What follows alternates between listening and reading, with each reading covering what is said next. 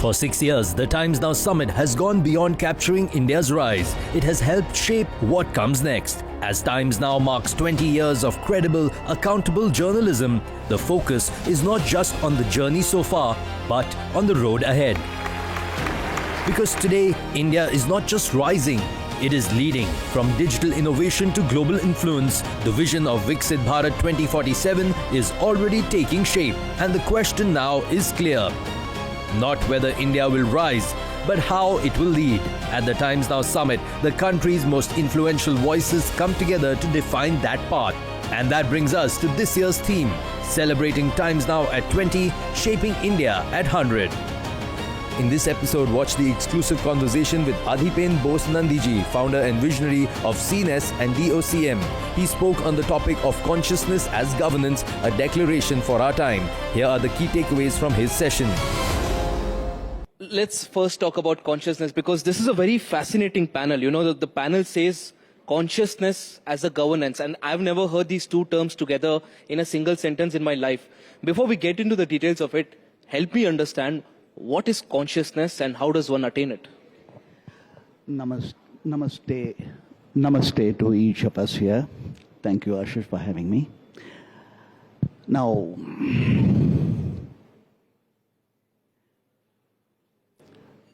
within each is the higher self. Within each is the greater mind. And where we think from is what realities we create. Consciousness is that which essentially is the power to be better, to do greater. Now, when we apply this to ourselves, there is the transformation from the limited to the unlimited. When we apply this as collectively, it's all of humanity that benefits. When we apply this to organizations and enterprises, the whole of the ecosystem of business upgrades. So this is consciousness, and the revolution is within each of us to begin with. Now, of course, you're here to talk about the declaration of consciousness movement. Before I get to that, one of the most interesting phrases that you mentioned is that consciousness is a human right. What do you mean by that? And just help us understand what is this declaration of consciousness movement in a very practical way. Declaration of consciousness is that our time has come now when products have quality as the basis. How about belief systems having the quality parameters? Imagine when we are able to set consciousness as the parameters of our governance. Now, when we go back into the depth of our ancient civilization, India, the principle of ahimsa, Mahatma Gandhi would say, is as old as the hill. So anyone, anywhere across the globe through history, from Plato, Socrates, Benjamin Franklin, Nelson Mandela, anyone woke up, they woke up to the principle of oneness. They woke up to the principle of ahimsa. And this is so relevant today because the American Civil War was with consciousness. The dismantling of the apartheid in South Africa was with consciousness. Now applying it to the structure that we have here means the laws of coexistence. India has been a nation of coexistence. This is so vital and important on a global level, where we can all coexist together as one humanity, and consciousness is the platform. No, there's a confusion here. When you say consciousness, most people think, well, you need to go to the Himalayas and meditate for a few years. How do you separate that from religion? There's this confusion that's been there forever. You, of course, came up with Declaration of Consciousness movement in 2012. What was the guiding principle? What made you come up with it? Ultimately, strip religion out, strip religion beliefs out, or go into the depth of every real religion, and the needs of human is the same, the very same. Everyone wants peace. Everyone wants happiness. So when we say the needs are the same, this need is one dimension that is within every one of us. But when we meditate or go inwards, we understand that ultimately there is the oneness that is humanity. So this consciousness means awakening to one humanity that allows us to be greater than whom we are, or rather the transformation of the human to the divine, and that is the potential within each of us. Apply that to humanity, the world will find peace. Coexistence means the principles of consciousness in place. And it is high time we recognize the very basic need for all of us to live in peace and harmony. No, but how do we do that? We just had 4 human beings on the stage fighting for political ideology, fighting for cylinders. I mean, how do they apply it? Declaration of consciousness is the progress of time. From the Western context, in 1210 was the Magna Carta, a journey, a progress towards a greater, better humanity. And at 1610 was the Bill of Rights to curb the tyranny of aristocracy. Then 1776 was the Declaration of Independence, freedom for a nation. Now, Declaration of Consciousness is the intrinsic, inherent right of every human across the globe, beyond religion, and the time is now.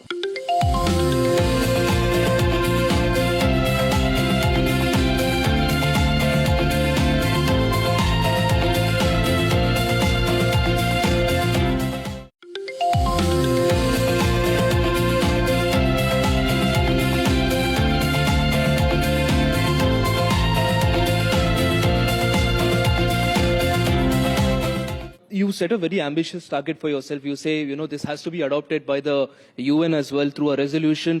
Let's talk about how much of it is adopted in India. I mean, national adoption also is a priority. How much of that has been done in India?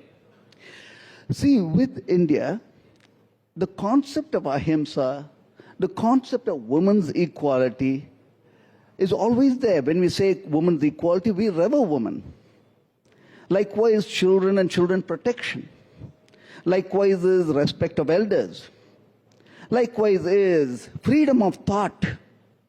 Likewise is the unity, celebrating all paths to consciousness. Equality, righteousness, inclusivity, all of this exists as a nature of our community, of our citizens. So India has it already. So when India adopts it, it's only affirming itself as the mother of consciousness to humanity, to the world. Now, when Mahatma Gandhi and when the West was inspired with Martin Luther King and Nelson Mandela, it was adored by all the nations all across the globe. When Prime Minister Modi ji gave as India's gift International Yoga Day, 119 countries adopted the International Yoga Day. The only time United Nations has ever seen such participation of all nations. The attainments of yoga is consciousness. So humanity is ready for that, for consciousness itself. Okay, you spoke about the Prime Minister just now. I just read somewhere that you also asked for a Nobel Peace Prize for him. And what was it based on? Was it because of conscious governance or solidarity with humanitarian values? What was it for? Declaration of Consciousness is a non-profit based in California, USA. And we recognize 9 criteria for Prime Minister Modi ji to be cited for the Nobel Peace Prize. 9 criteria? Yes. Like one of them was Operation Sindoor. We had the upper hand. And overnight, there was a ceasefire drawn. And the reason was to avert a major war. And this war was not just between India and Pakistan. There were other players involved that wanted India to get into a prolonged war, and Modi ji took that decision to go for the ceasefire. Now, while he did it, if you notice, he did all measures not to provoke Pakistan to fight out of its ego, including the jets. He never revealed, whether the jets were bombed or not, was destroyed or not. Why? He simply wanted to avoid war. That was a great sense of India in the application of Ahimsa principle. Likewise, in the COVID vaccine, he simply gave the COVID vaccine, and he responds and mentions to the world, we will not profit from another country's suffering. Now, like this, each criteria, but then look at it deeper from the yogic sense. From the yogic sense, he did what he did, and never once did he ever say, I need the Nobel Peace Prize, because in a yogic concept, do your dharma, but do the dhanam. In other words, simply do what good you need to do without expecting any result. No, but there's one leader who has done the dharma and also wants the karma. It's Donald Trump, and according to his consciousness, he also deserves it. So how do we rate it now? There are some who are transactional, wanting temporary stability, wanting the name and recognition, and they stand as a contrast to what consciousness is about. Prime Minister Modi ji actually illustrates what a culture is about. Now, Mahatma Gandhi was not given the Nobel Peace Prize till date. So if the Nobel chooses not to give Prime Minister Modi the Nobel Peace Prize, in spite of the fact that he richly deserves it, so it is. But if he does, it is the celebration of our civilization as in the bedrocks of consciousness, as a pride of all of India. All right. There's one more thing that you've come up with. You've named it CNESS. You say this is a way to certify consciousness. Now, people would say consciousness is subjective. I might think I'm more conscious than you, and you might think so as well about me. How do you measure it? Okay. Now, we look into the pain points of humanity. The most pressing pain point of humanity, especially an individual, is loneliness, a pandemic in the West. Likewise, lack of recognition. Likewise, inability to connect in reliability. Now, CNESS Consciousness Super App addresses the journey from loneliness to wholeness, of how each one can be a legacy, of how we can connect in reliability. Now, CNESS works is about organizations that are certified as consciousness, on the consciousness platform, and they're showcased to the world. They are recognized for whom they are. They're supported and connected to the global consciousness. So you essentially give certifications to organizations based on how much consciousness they have. Yes, we look into the 6 pillars of operation, like, for instance, why does a company exist? Does the company believe in the greater good, profit, like that beyond profit?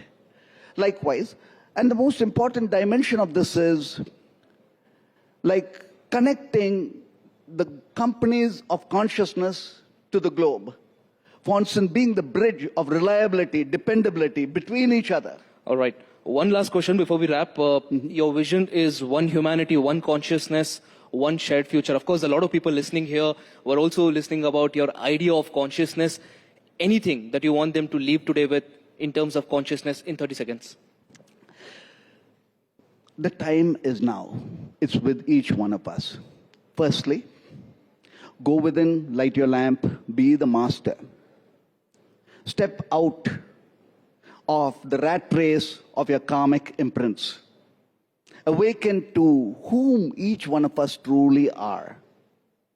In recognizing ourselves as to why we are here, we realize we are here for a dharma, the greater good.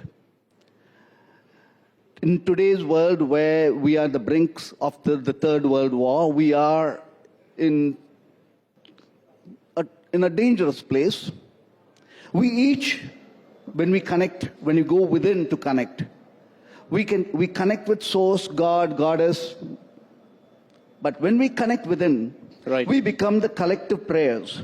When we are the collective prayers, we are the vortex of tapas, the vortex of where all the sages and we are one, protected, guided, and given the wisdom, the higher wisdom.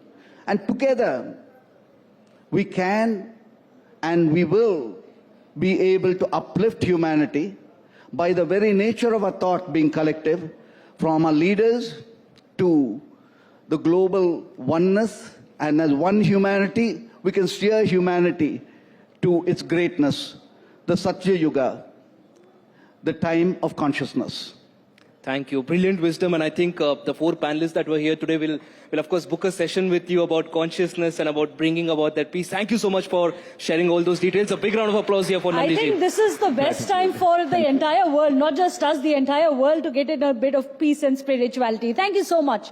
Appreciate you joining us. Ashish, we'd like you to felicitate with a small token of our appreciation. A big round of applause, please, ladies and gentlemen.